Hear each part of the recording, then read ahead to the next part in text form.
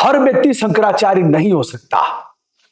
CM योगी गुंडों की भाषा बोल रहे हैं, ऐसा शंकराचार्य जी का कहना है। सीएम योगी और शंकराचार्य जी में अब आर पार का जंग शुरू हो गया है और किसी के पास यह समझ नहीं है या फिर औकात नहीं है कि दोनों को एक साथ बैठाएं।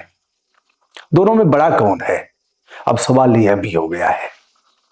दोनों सन्यासी हैं, सन्यास की परिभाषा क्या है? और यदि आदित्यनाथ योगी जो गोरक्ष पीठाधीश्वर हैं और दूसरे जगत गुरु शंकराचार्य हैं, यानी स्वामी अभिमुक्तेश्वरानंद ज्योतिष पीठाधीश्वर, दोनों यदि मिलते हैं तो कौन बड़ा होगा, कौन छोटा होगा, कौन किसका अभिवादन करेगा, कौन किसका प्रणाम करेगा, कैसे ये लोग मिलेंगे, आज हम इस पर भी बात करते हैं। संन्यास क्या होता है इस पर भी करेंगे। और यह लड़ाई इतने चरम पर क्यों हुई, इसमें दोष किसका है?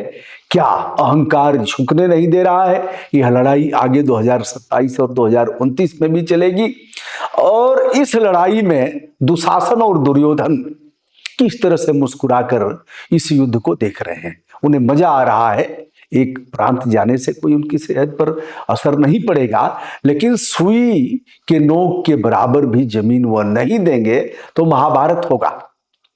दोस्तों, सीएम योगी गुंडों की भाषा बोल रहे हैं। योगी की भाषा किसी कानून के किताब में नहीं लिखी गई है। शंकराचार्य का चुनाव किसी इंटरव्यू में नहीं होता। शासन प्रशासन का कोई यह पद नहीं है, यह सनातन का पद है। और आदित्यनाथ योगी को पूछने का अधिकार नहीं है कि आप शंकराचार्य कैसे हो गए। माघ मेला में प्रशासन ने पत्र भेजकर नोटिस चस्पा करके यह पूछा था कि आप शंकराचार्य कैसे। सुप्रीम कोर्ट में केस का हवाला देते हुए कहा, दूसरी नोटिस यह भी गई कि क्यों न जो भी सुख सुविधाएं दी गई हैं वह सब वापस कर लिया जाए। जुबानी जंग आर पार। शंकराचार्य जी कह रहे हैं यह कोई शंकराचार्य का पद सरकारी पद नहीं है कि इंटरव्यू लेकर के नियुक्ति की जाएगी। वह कह रहे हैं कि कभी हमें ट्वीट किया था शंकराचार्य कहकर और आज हमसे सर्टिफिकेट मांगा जा रहा है। आदित्यनाथ योगी ने सदन में कहा, हर व्यक्ति शंकराचार्य नहीं हो सकता, हर व्यक्ति किसी पीठ का आचार्य होकर वातावरण खराब नहीं कर सकता। यदि वे शंकराचार्य थे तो आप लोगों ने उन पर लाठीचार्ज क्यों कराया? यह सदन में समाजवादी पार्टी की तरफ हमलावर होते हुए आदित्यनाथ योगी ने सपा से सवाल किया, आप नैतिकता की बात करते हैं। यह भी कहा। दोस्तों, आइए अब हम आपको ले चलते हैं इस विवाद के तरफ। यह विवाद कैसे बढ़ता गया और इस विवाद का अंत क्या बहुत भयानक होने जा रहा है। क्या आदित्यनाथ योगी अपने पैर में स्वयं कुल्हाड़ी मार रहे हैं? क्या उनका अहंकार और जिस सत्ता की पीठ पर वह बैठे हुए हैं वह उन्हें झुकने नहीं दे रहा है? क्या उनकी रीढ़ की हड्डी इस प्रकार टाइट हो गई है कि तनिक भी लचक नहीं रही? अगर लचक नहीं होगी तो आंधियों में पेड़ टूटेंगे।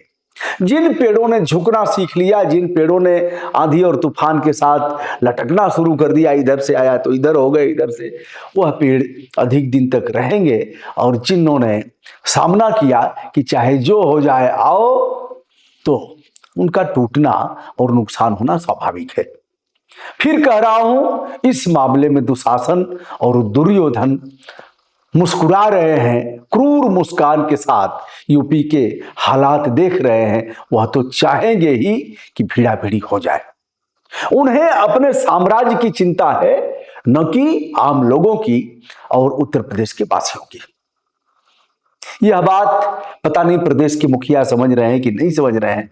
आइए हम बात करते हैं संन्यास की। और हम यह भी बात करते हैं कि 18 जनवरी को मौनी अमावस्या के दिन जब शंकराचार्य जी को पालकी पर लेकर के, उस पालकी को मैंने दिखाया भी था, इतना जितना एक सोफा का समझ लीजिए, बैठने का सोफे की एक कुर्सी के बराबर है, दोनों तरफ उठा करके ले जाएंगे, भक्त लोग ले जाते हैं और लगभग कुछ मीटर की दूरी पर रोक दिया जाता है। उस कहानी को आपने देखा और किस प्रकार से बटुकों को मारा पीटा जाता है, उनकी शिखा उखाड़ी जाती है।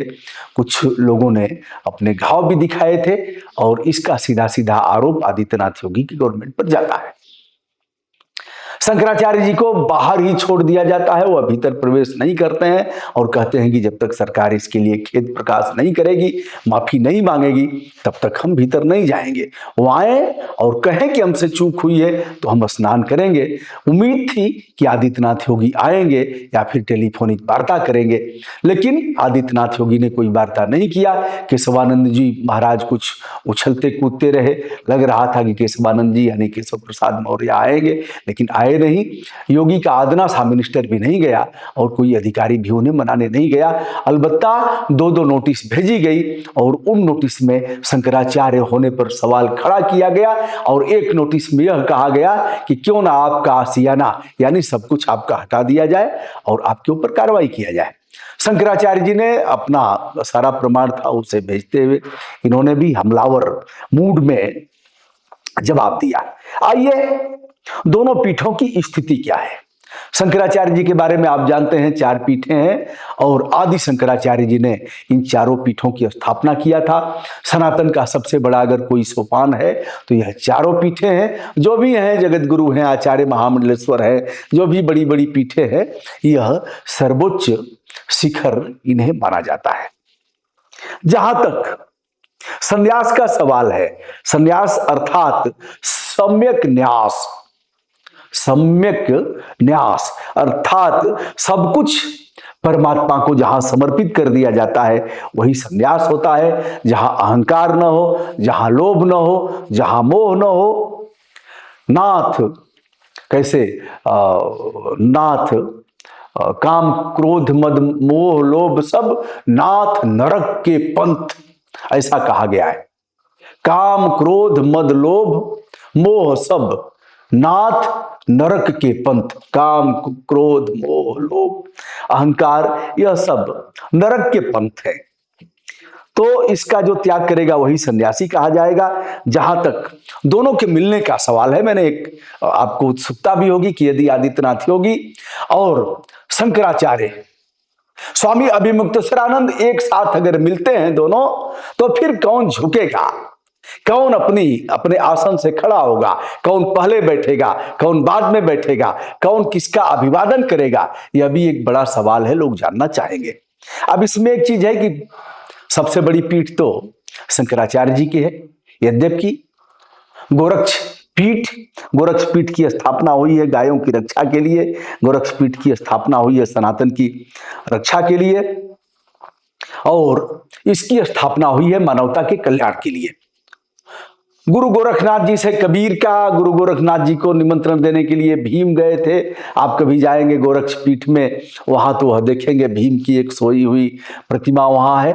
तो बड़ी बड़ी कहानियां हैं गुरु गोरक्ष पीठ की। लेकिन जहां तक शंकराचार्य जी का सवाल है तो उस पीठ का बड़ा महत्व है, क्योंकि जो शिव के अवतार माने जाते थे आदि शंकर, उन्होंने इन चारों पीठों की स्थापना किया था। बहरहाल एक चीज यह भी देखा जाएगा कि संन्यास पहले ग्रहण किसने किया है।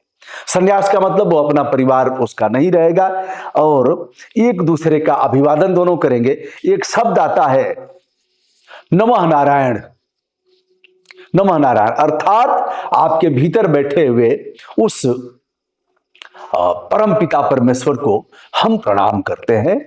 ओम भी लगा देंगे, ओम नमः नारायण, ऐसे कहकर के एक दूसरे का अभिवादन करेंगे।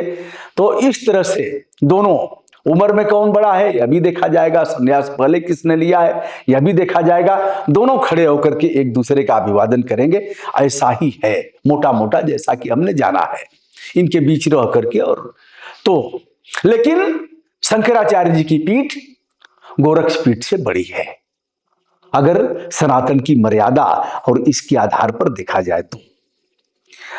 गोरक्ष पीठ पर जो बैठा होगा उसे महंत कहा जाएगा। नाथ संप्रदाय का है, यह हठ योग है, कल्याण लोक कल्याण के लिए है, योग साधना का है।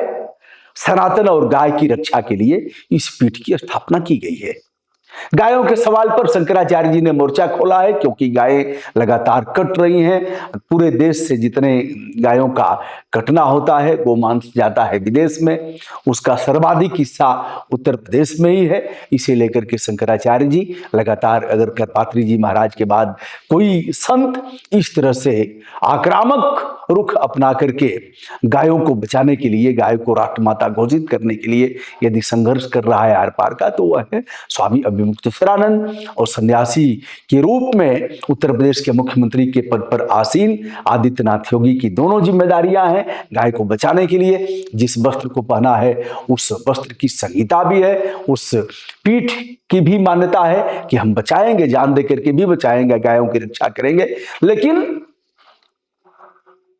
खेल जारी है, गायों का कटना कहीं रुक नहीं रहा है, गायें तड़प तड़प करके मर रही हैं। कहने में कोई गुरेज नहीं, योगी जी से लेकर के उनका पूरा मंत्रिमंडल और मोदी जी से लेकर के सब लग जाएंगे, तब भी यह बात मैं कहूंगा। और जब कहेंगे हमारी जिंदगी रहेगी तो कहीं भी खुदवा करके जो भी गो आश्रय केंद्र हैं मैं निकलवा दूंगा, 25, 30, 40 अस्थि उनकी अस्थियां, उनके अस्थि पंजर निकलवा दूंगा। तड़प तड़प करके गाय मर गई हैं, कहीं पोस्टमार्टम वगैरह नहीं होता है। गोवंश मरेंगे तो सड़क पर से ले आकर के फिर कान में ठोक देंगे, ठोक करके उसी में ठेल देंगे।